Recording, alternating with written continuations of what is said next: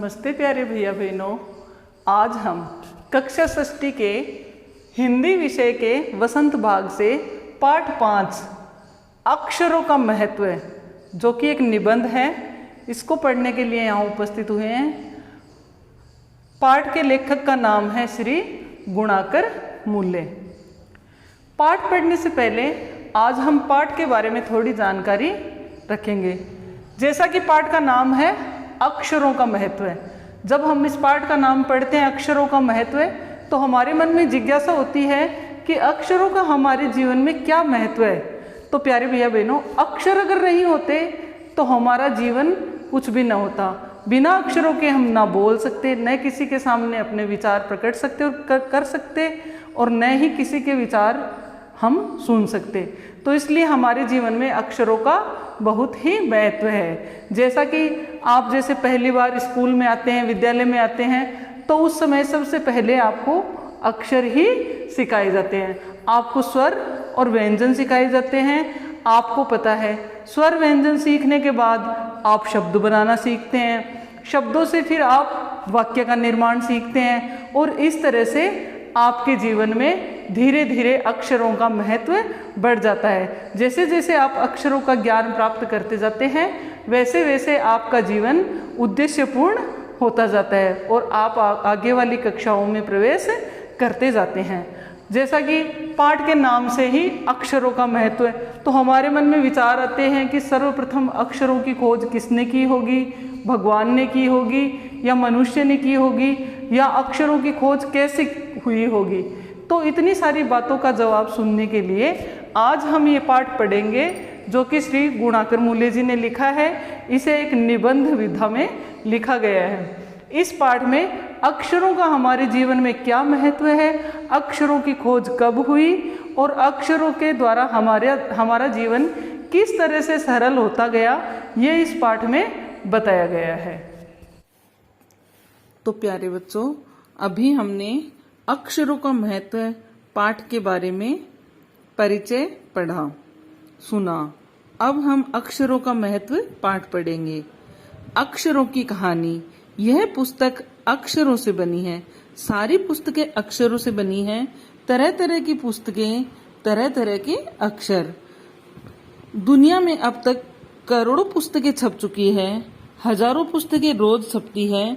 तरह तरह के अक्षरों में हजारों की तादाद में रोज ही समाचार पत्र छपते रहते हैं। इन सब के मूल में है अक्षर। हम कल्पना भी नहीं कर सकते कि यदि आदमी अक्षरों को न जानता तो आज इस दुनिया का क्या हाल होता। कोई कह सकता है कि हम अक्षरों को अनादिकाल से जानते हैं। अक्षरों का ज्ञान हमें किसी ईश्वर से मिला है।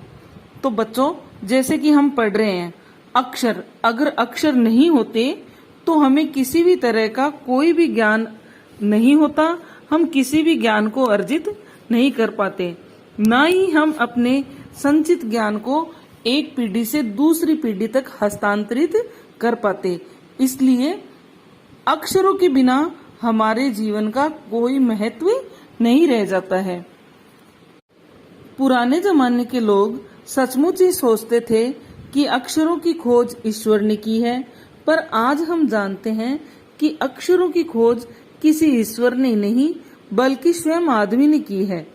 अब तो हम यह भी जानते हैं कि किन अक्षरों की खोज किस देश में किस समय हुई। जैसा कि हम सोच रहे हैं कि पहले हम सोचते थे कि अक्षरों की खोज हो न हो किसी ईश्वर ने ही की होगी, लेकिन ये सत्य नहीं है। हम जानते हैं कि अक्षरों की खोज किसी ईश्वर ने नहीं की है बल्कि स्वयं आदमी ने की है। और अब तो हम ये भी जानते हैं कि इस दुनिया में जितने देश हैं, उन देशों में अलग अलग अक्षरों की खोज हुई है, क्योंकि हर देश की भाषा अलग है, हर देश की लिपि अलग है। तो इस तरह से हर देश के भाषा की व्याकरण अलग है। तो हम कह सकते हैं कि ये जो अक्षरों की खोज है वो किस देश में किस समय हुई होगी।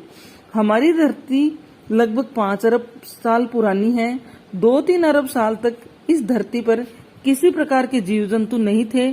फिर करोड़ों साल तक केवल जानवरों और वनस्पतियों का ही इस धरती पर राज्य रहा। आदमी ने इस धरती पर कोई 5 लाख साल पहले जन्म लिया। धीरे धीरे उसका विकास हुआ।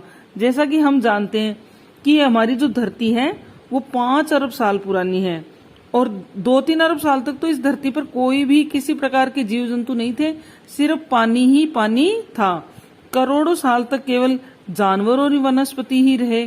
तो हम इस बात को भी जानते हैं कि इतने सालों तक जब कोई मनुष्य इस धरती पर पैदा ही नहीं हुआ तो फिर अक्षर कैसे हो सकते थे। आदमी ने तो इस धरती पर कोई 5 लाख साल पहले जन्म लिया और धीरे धीरे उसका विकास हुआ, क्योंकि जन्म लेते ही उसे किसी अक्षर का, किसी भाषा का, किसी लिपि का कुछ भी ज्ञान नहीं था।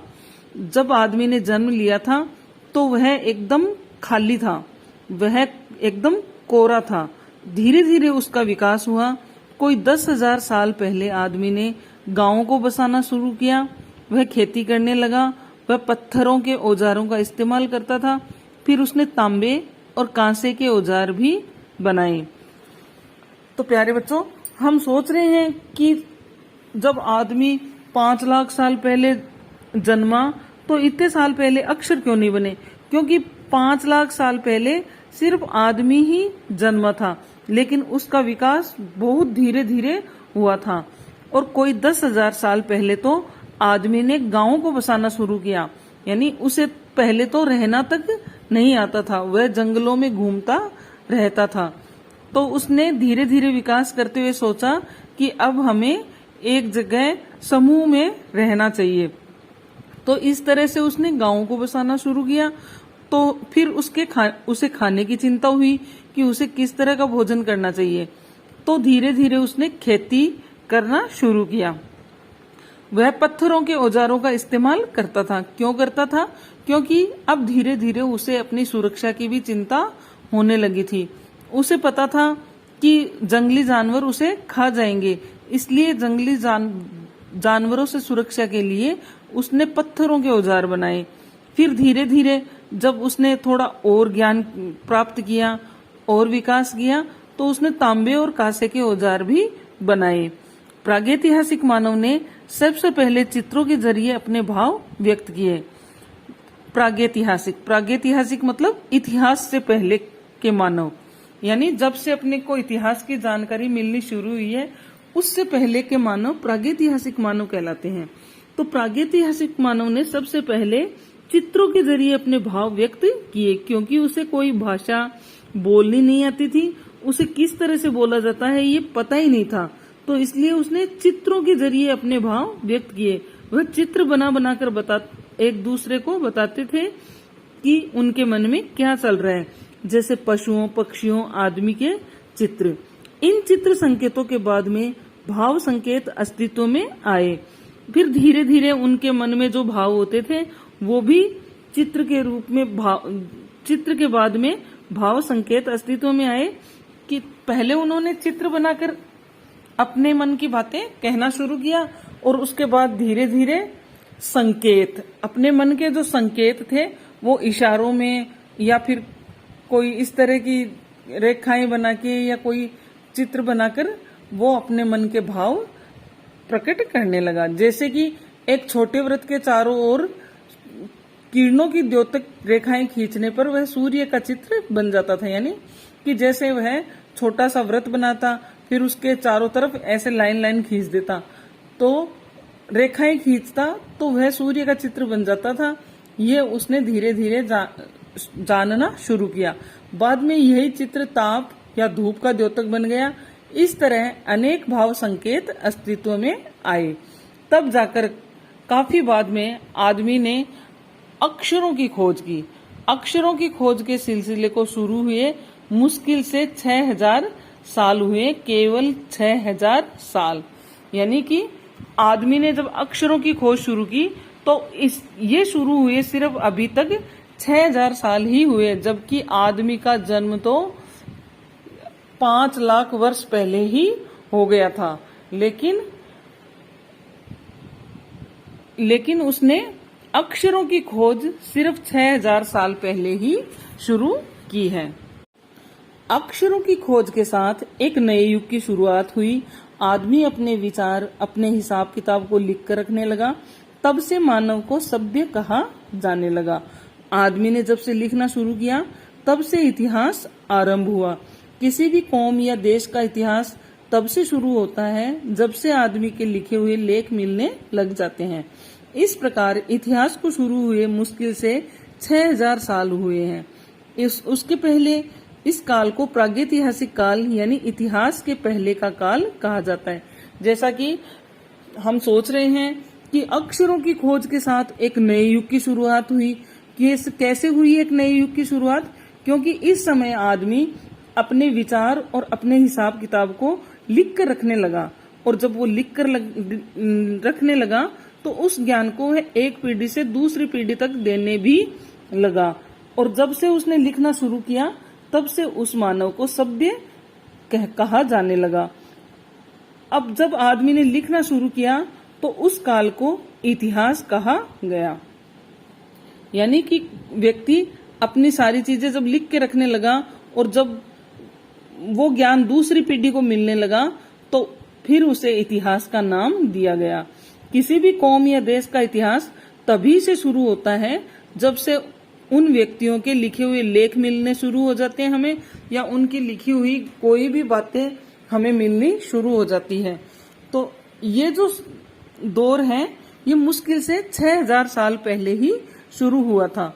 तो इसलिए इस काल को यानी लिखने से पहले के काल को प्रागैतिहासिक काल कहा जाता है, और जब से हमें लिखी हुई सामग्री मिलने लगी तो उस काल को इतिहास कहा गया। हम देखते हैं कि यदि आदमी अक्षरों की खोज नहीं करता तो आज हम इतिहास को न जान पाते। हम यह न जान पाते कि पिछले कुछ हजार सालों में आदमी किस प्रकार रहता था, क्या क्या सोचता था, कौन कौन राजा हुए इत्यादि। कि जैसे हम सोच रहे हैं कि अगर आदमी अक्षरों की खोज नहीं करता तो हम इतिहास को जान पाते क्या? नहीं, हम इतिहास को बिल्कुल नहीं जान पाते।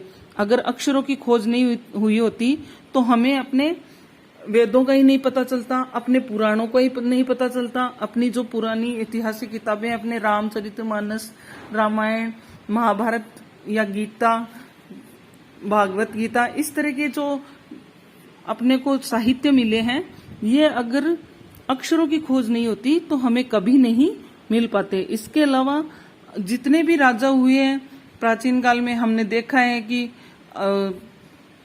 आपने देखा राजा विक्रमादित्य हुए थे, सम्राट अशोक हुए थे, महाराणा प्रताप हुए थे। इन सारे जो राजा हैं, इन सब का इतिहास हमें लिखा हुआ होने के कारण ही पता चला। अगर लिखा हुआ नहीं होता तो हमें पता नहीं चलता कि किस काल में कौन कौन राजा हुए। अक्षरों की खोज मनुष्य की सबसे बड़ी खोज है। अक्षरों की खोज करने के बाद ही मनुष्य अपने विचारों को लिख कर रखने लगा। इस प्रकार एक पीढ़ी के ज्ञान का इस्तेमाल दूसरी पीढ़ी करने लगी। अक्षरों की खोज करने के बाद पिछले 6000 सालों में मानव जाति का तेजी से विकास हुआ। जैसा कि बच्चों हम जानते हैं कि अगर अक्षरों की खोज ही नहीं होती तो हमें कुछ भी लिखा हुआ नहीं मिलता, और इस तरह से अपना जो पुराना प्राचीन काल का ज्ञान था वह हमें कभी भी नहीं मिल पाता, और कोई भी ज्ञान एक पीढ़ी से दूसरी पीढ़ी तक हस्तांतरित नहीं होता। यह महत्व है अक्षरों का और उनसे बनी हुई लिपियों का। अतः हम सबको अक्षरों की कहानी मालूम होनी चाहिए। आज जिन अक्षरों को हम पढ़ते या लिखते हैं वे कब बनाए गए, कहाँ बने और किसने बनाए, यह जानना जरूरी भी है। जैसा कि हम पढ़ रहे हैं, एक पाठ का नाम ही अक्षरों की खोज है, तो इसलिए अक्षरों का महत्व, अक्षरों की खोज ये हमें तभी मालूम हुई जब से हमने अक्षरों को लिखना या पढ़ना शुरू किया। अगर हम अक्षरों को पढ़ते या लिखते ही नहीं तो हमें ज्ञान कभी नहीं मिल पाता कि अक्षरों का अपने जीवन में कितना महत्व है।